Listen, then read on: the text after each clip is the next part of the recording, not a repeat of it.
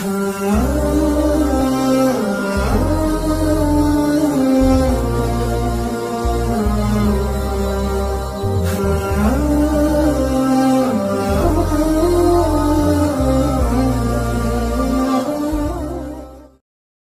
itu apa sih Ustadz?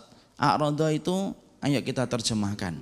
Bagaimana penjelasan ahlul lughah, para ahli bahasa ketika menjelaskan kata a'radha.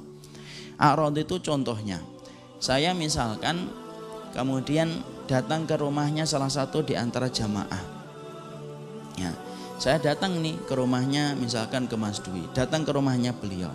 Kemudian ketika kita ngobrol, kita terlibat asyik obrolan, membicarakan mungkin tema-tema tertentu, membicarakan ILC contohnya. Kemarin ngelihat nggak, Masya Allah ya, ada Ustadz abal-abal kemudian di ILC. Contoh, itu kan contoh. Jangan dibawa perasaannya. Obrolan saya seru dengan beliau. Kemudian beliau akhirnya melihat belum ada kemudian suguhan. Kemudian beliau berkata, Ustadz pengen minum teh atau kemudian air putih. Kemudian saya ketika mendapatkan tawaran itu tidak mengomentari sama sekali tawaran itu. Saya tetap melanjutkan obrolan saya tentang masalah ILC yang tadi sudah saya sebutkan panjang lebar. Kemudian beliau merasa belum mendapatkan jawaban, ngulang lagi, Ustadz maunya teh atau air putih, ya, maunya air putih atau kemudian teh. Tehnya enggak ada, contoh aja di sini aja. Maka kemudian air putih atau teh. Lalu kemudian saya tidak sama sekali merespon. Maka kemudian sampai berkali-kali akhirnya beliau kemudian mendatangkan teh bagi saya. Ini Ustadz tehnya, dihidangkan pada saya. Ini tehnya Ustadz. Kemudian saya tidak sama sekali merespon tentang teh yang ditawarkan kepada anak. Saya melihat saja tetapi kemudian tidak komentar. Tidak mengatakan saya tidak butuh teh juga tidak. Mengatakan saya tidak suka teh juga tidak. Ataupun mengatakan saya tidak lagi ingin minum juga tidak. Diam, dibiarkan saja. Sampai pulang sama sekali tidak disentuh teh itu. Bahkan ketika bangkit dari tempat duduk kembali Shahibul Bait mengingatkan tehnya Ustadz. Kemudian saya tidak berkomentar dan pura-pura cuek dan pulang.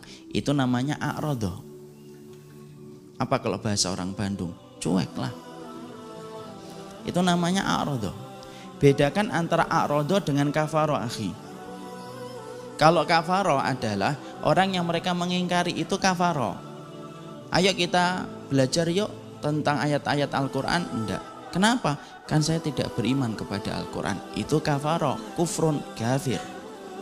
Ayo kita mempelajari hadis yuk. Enggak. Kenapa? Saya tidak mengimani Rasulullah Muhammad. Maka itu namanya kufur, kafarah. Kalau a'radha enggak. Kalau kemudian ditawarkan kepadanya, ini loh ada kajian tafsir. Iya. Beriman enggak sama Quran? Iya dong, itu kitab suci saya. Ayo kita belajar. Enggak lah. Salam aja buat ustadznya. Itu namanya a'radha. Itu namanya a'radha.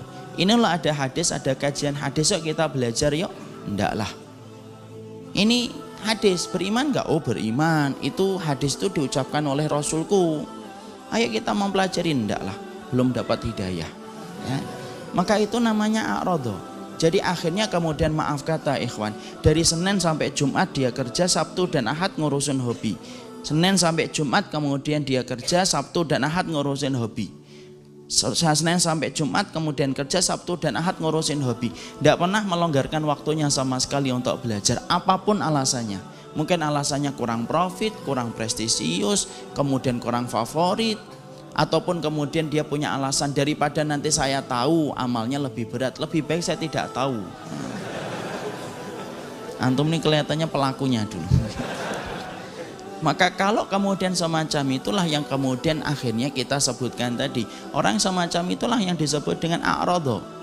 Yang mana ketika kemudian kita memiliki yang semacam itu, akhirnya tidak akan pernah mungkin seseorang itu mendapatkan surga ketika dia masih memiliki tipe yang semacam itu. Nah inilah yang menjadikan kita, poin yang pertama yang kita menjadi penekanan dan titik tekannya itu adalah sesungguhnya kita itu tidak akan mungkin mendapatkan surga sampai kemudian kita melapisi kehidupan kita dengan ilmu. Makanya kalau kita mempelajari ilmu itu merupakan bagian dari kebutuhan kita. Ilmu yang mengajarkan kita dekat dengan Allah, ilmu yang mengajarkan akhlak yang baik kepada orang yang beriman. Bukan ilmu yang mengajarkan kita untuk fanatik buta, dan bukan ilmu yang mengajarkan kita untuk menghujat setiap orang. Ya. Karena sesungguhnya ilmu yang pertama yang tadi kita sebutkan, itulah yang akan menjadikan kita akan dimudahkan oleh Allah untuk mendapatkan surga. Karena masih banyak masyarakat kita berasumsi bahwasanya perjalanan dia ke surga itu bisa ditempuh dan bisa didapatkan tanpa ilmu. Padahal itu adalah fata morgana yang tidak akan mungkin terwujud. Dan itu yang pertama. Yang kedua, kita harus paham kalau sudah membicarakan tentang surga ikhwan, maka fahami bahwasanya surga itu merupakan rezeki terbaik yang Allah berikan dalam kehidupan kita, itu surga. Bedakan antara dunia dengan rezeki. Apa yang kita minum, dunia. Apa yang kita makan, dunia. Tadi malam saya makan bubur, itu dunia.